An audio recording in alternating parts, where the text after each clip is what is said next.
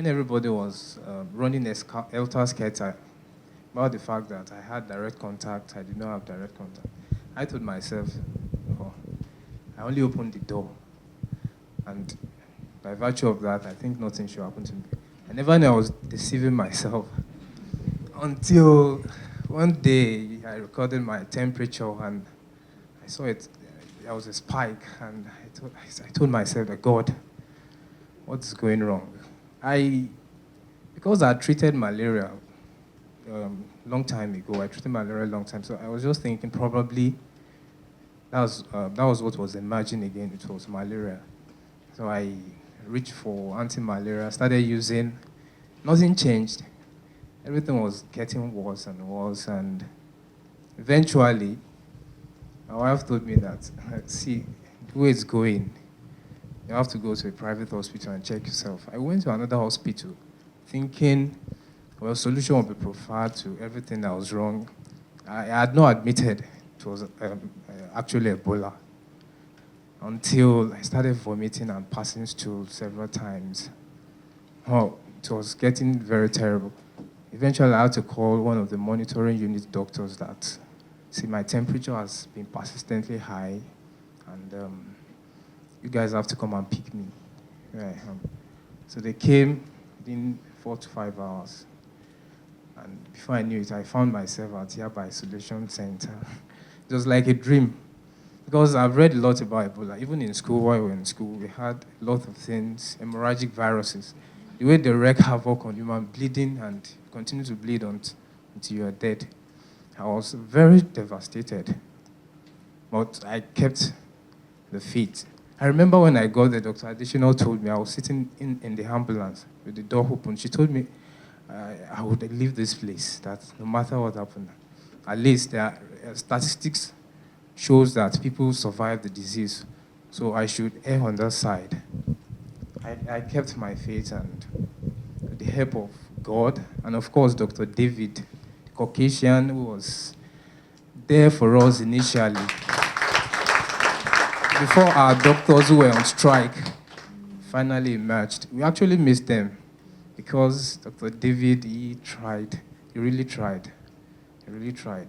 He committed himself to the cause, and if I have the chance to meet him again, I'll tell it to him that he was a very brave person, leaving his comfort zone to Nigeria to come and treat people. He knew very well that after some couple of time with these people, you can actually contract the disease. It was not very easy. But I thank God because over the course of time, things got better, diarrhea stopped, vomiting, fever subsided, and eventually, glory of God, I was declared Ebola positive. It was a very good news, one of the greatest news. Ebola negative. That was a slip. And I was very happy. I was reunited with my family, and everything changed back to normal. I was rushed to first consultant. That day, it was just like a joke. And I don't, that very date, I don't know what came over me, that I was so reluctant to even attend to him. But I was forced by my colleague that was on duty that very day to go and see. So when I got there, I was just talking to him angrily, unlike me. So after much more, being a doctor, you must have to examine your patient. So after much examination and so on, I asked him. He lied to me. He lied to me. Even the ECOWAS protocol officer who was there kept quiet. He did not even say that. He was hearing everything. Even because I asked the guy why he was rushed to first consultant. He lied to me that he was in a conference. He felt so weak. So the people now decided to rush him to first consultant, not knowing that he collapsed at the airport. And the ECOWAS protocol officer, that very day, heard it and he was there. He didn't say anything. So after much more, I took his sample, sent it to the lab. I informed the Dr. Adadiva, may her soul rest in peace. I informed her. She now said, okay, that's okay, I should get back to her as soon as the result is out. So after the result came out, everything was normal. That very night, the liver function test wasn't available. So I told Dr. Adedivo about the MP results. she was so confused because the man came in with temperature of I think 39.7. So after much now said okay, that I should just admit. So I now admitted him. We commenced malaria treatment. So the next morning, she came for a round. So when we went there, by then the liver function test was already out, and the result was so terrible. All the liver enzymes were elevated. So after much more, that made us to be so concerned. And so after the round, she went down for a normal daily clinic. So it was then that I think it should be one of the ECOWAS protocol officer now came. So he was the one that brought the information that Patricia actually collapsed at the airport on arrival to Nigeria. So when he now said that, she now called me and said, Dr. Mori, did you get the information? I told her exactly what happened. That was how the whole thing started. So from there, we instituted barrier nursing technique. She tried as much as possible to get across to Lagos State Ministry of Health and so on. So after much more, then I said we should take the sample. Then the third contact I had with him again, I was the one. Since I had already had contact with him, I was asked to go and take the sample. So, and before I went there, it took me up to an hour if I was able to. I just summoned courage. I went there. When the guy was trying to explain, I said, please hold it there. I don't want you to explain anything to me because I was trying.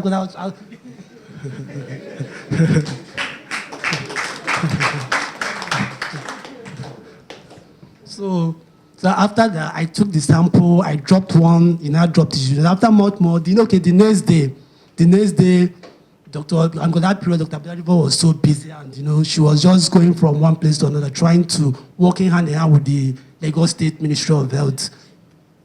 So after that, okay, she now called me later in the evening, and I said we should try and be careful that they just called her now that the result revealed features suggestive of Ebola virus. That we should try as much as possible to be careful that man from Mensmore should be treated as a case of Ebola, not even suspected case, should be treated as a case of Ebola. So from there, he died. We were placed under surveillance, and so as after much, we were asked to go home just to limit contact with people. So on the 12th day, it was very, very terrible. My temperature initially was always 36 points, but that fateful day, I checked my temperature. It was 37.7. I felt the whole world was against me. I was fever. I became so weak, no appetite, and so that I had to, because that I needed people to talk to. So before I developed the symptoms, they were asked to go home. I left my house for my brother's place, and in that house, my brother there, the wife, my sister, and the two little kids were there. So when I got the moment I developed the symptoms, I was so bothered about my family. I was so bothered. So I had to put a call across to Lagos State Ministry of Health. And I said, okay, so I should try and limit contact with my family and so on. So that was all. But at that point, I was still in denial. I even said it was malaria. I had to commence myself on anti-malaria. I took the anti-malaria. I want funny thing about Ebola. The temperature, the rate at which the temperature rises is very. Okay, I checked my temperature. My temperature was 37 points. The next day, it went to 38. I think the highest I measured, the highest I got was 41. So after much, they now came. They evacuated me. The house was decontaminated, and so while I was at the isolation center, Lagos State Ministry of Health, WHO, and everything tried as much as able to sustain me. Even that period, I started stooling and vomiting. I even became weaker. There was a night I thought my existence on this earth had ended. Because that night, I was stooling and vomiting. The doctor, because at that point, Dr. David was the only doctor on ground. So he tried to secure an IV access for me in order to rehydrate me. But after several attempts made to set up the IBS approved abortive, it just left me to my fate. Just left me to my fate. I went to, and that was in the night. That was around 9 thereabout. So the next morning, the way I made it that night, I can't use it. But I know the hand of God. I know the hand of God was upon, it's still upon me. So the next morning, walk into that room, because I was only one. Because that was the day they took my sample, so we're still waiting for the results. So I was put in I was only one in that room that very night. So after much thing, the guy, okay, he now came the next morning. He wanted to walk into the room and saw me. I think I was just lying, as he was leaving that night, I was gasping. I was just restless. I was gasping. I was having serious difficulty in breathing. So when he now came the next morning, I was already calm. He came, he now paused. He was just dumbfounded. After few minutes, he was supposed to tell me that my condition was so bad that I didn't know I was going to make it. He thought he would meet my lifeless body that morning, but to God be the glory. I made it. We at First Consultant Medical Center took a risk. We sacrificed our lives because we knew that we wanted to ensure the safety of Lagosians, Nigerians, and humanity, because we're a global village. From a small village, it can spread to the world, and we knew the implications. But we said we would risk our lives. We would not let the index case leave the hospital. We remember the people that we lost, the wonderful people that also risked their lives. And we know that we will never forget them. We can't. Our lives have been changed. Every one of us who went through this ordeal, we know that we are better for it. You know, everything happens for a reason.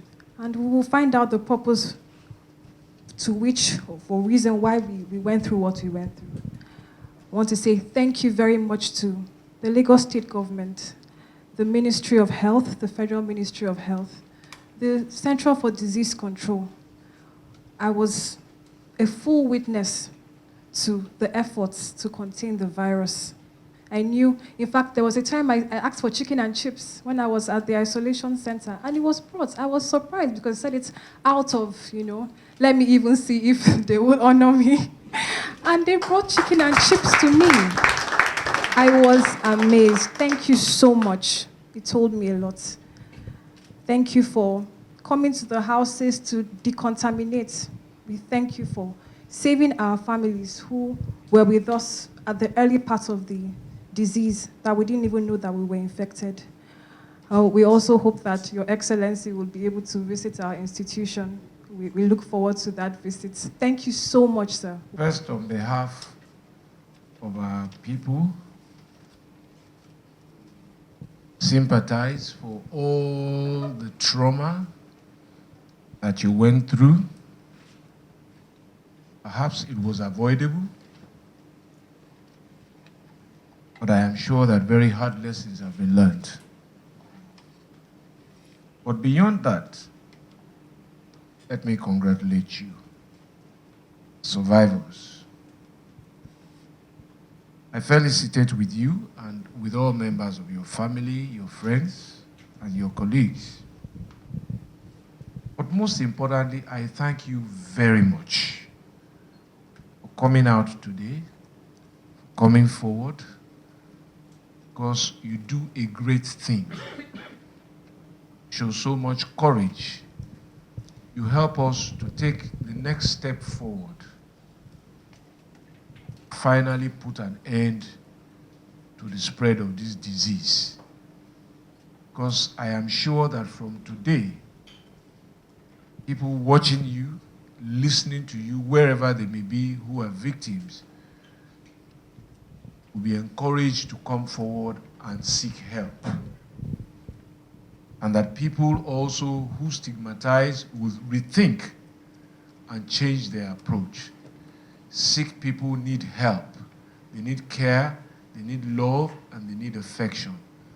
They do not need to be discriminated or treated badly. Perhaps many of those who stigmatize people with disease will learn from the testimonies that you have given about people like Dr. David. He risked everything so that you can be alive. That is the way we are. That is the way we should be as human beings. Because the truth is that this will not be the last infectious disease that human civilization will experience. At one time, there was no cure for cholera. At one time, the whole world was virtually beset with influenza. We have seen SARS, we have seen foot and mouth disease, we have seen H1N1. In a global village, the list will not end.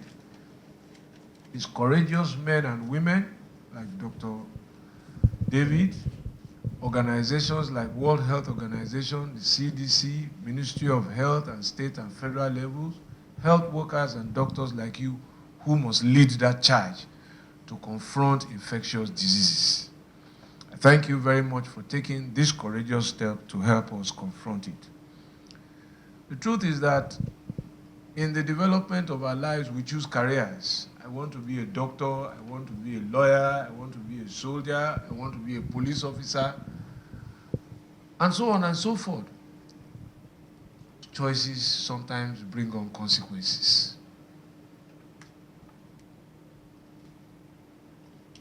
These are some of the consequences. They are why we live. When a nation is at war, we can't call teachers to lead the war. We must call those who chose to be soldiers. Some people go through that career and never see a war. Some people start on the first day and go straight to war, as we have heard.